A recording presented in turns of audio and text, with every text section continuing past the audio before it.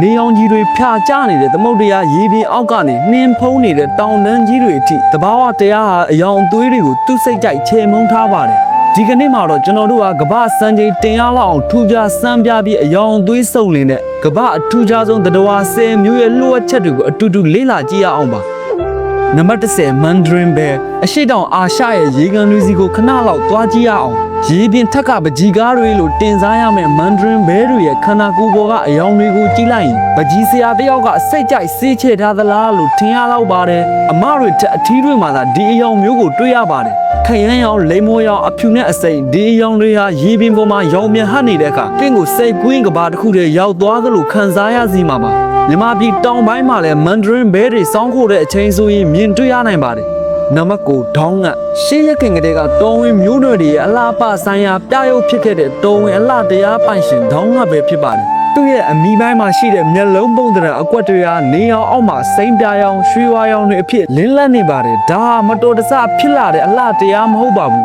အထီးတွေကအမာတွေကိုဆွဲဆောင်ဖို့အတွက်သဘာဝကပေးထားတဲ့ကာကွက်တစ်ခုပါနံပါတ်10 Mandarin ကအခုတော့ရေရောက်ကဘာတွေကိုငုံရှိုးကြည့်ရအောင် Mandarin ငါးတွေကတင်းငယ်ပေမဲ့သူတို့ရဲ့ရေပြားပေါ်ကလိုင်းတွန်းပုံစံအယောင်တွေကအလွန်ပဲစမ်းပြပြီးရေအောက်ကကြောက်မြတ်ရတနာတစ်ခုလိုပါပဲဂန်နဲ့စံချိန်တွေရသူတို့ဟာသဘာဝအတိုင်းအပြာရောင်ထွက်ရှိတဲ့ရှားပါကျိုးရိုးရှိတဲ့တော်တွေထဲကတစ်မျိုးဖြစ်ပါတယ်နံပါတ်9စာရာကြက်တူ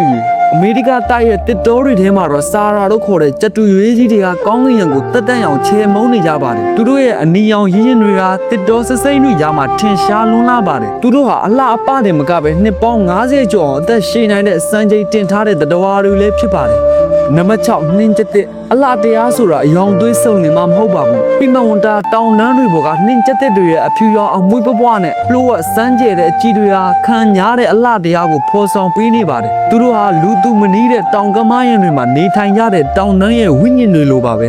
နံပါတ်5 Flamingoရေပြင်ပေါ်မှာတိတ်ဆိတ်စွာရက်နေတဲ့ Flamingo တွေရဲ့ကိုယ်ထဲကပန်းရောင်ဟာမွေးရပါမဟုတ်ဘူးဆိုတာသင်သိပါသလားဒါဟာတဘာဝရဲ့လှည့်စားမှုတစ်ခုပါသူတို့စားလိုက်တဲ့အစားအစာတွေစီကနေရောင်ချဲပစ္စည်းတွေကိုစုပ်ယူပြီးတကိုယ်လုံးကိုပန်းရောင်ပြောင်းပြလိုက်တာပါသူတို့သာအဲ့ဒီအစားအစာတွေကိုမစားရတော့ရင်ဒီအလှတရားတွေကတဖြည်းဖြည်းမီးမိန်ပြောက်ကွယ်သွားပါလိမ့်မယ်Flamingo တွေဟာသဘာဝတရားကဖန်တီးထားတဲ့ဓာတုဗေဒပဟိနိတစ်ခုလိုပါပဲ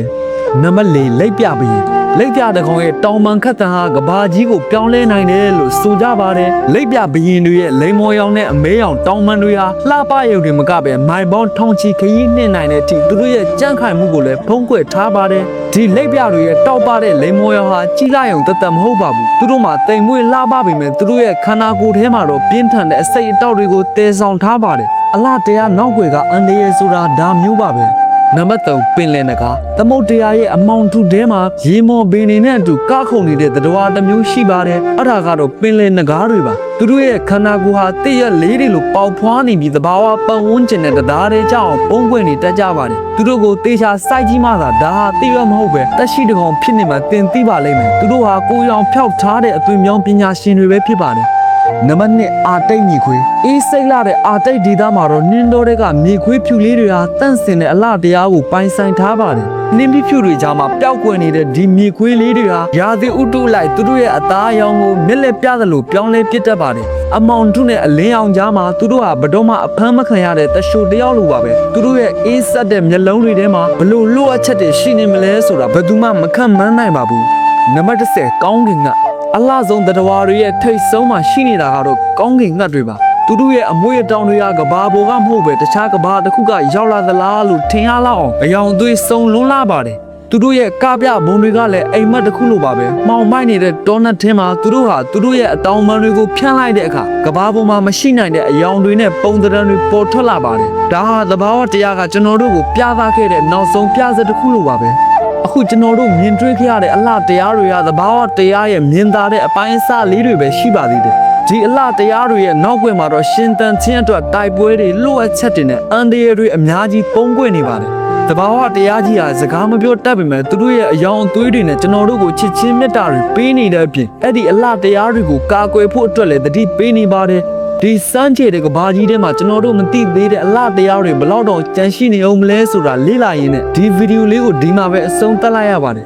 ်နောက်ထပ်စိတ်ဝင်စားစရာအကောင်းဆုံးဗီဒီယိုတွေနဲ့ပြန်လာခဲ့ပါမယ်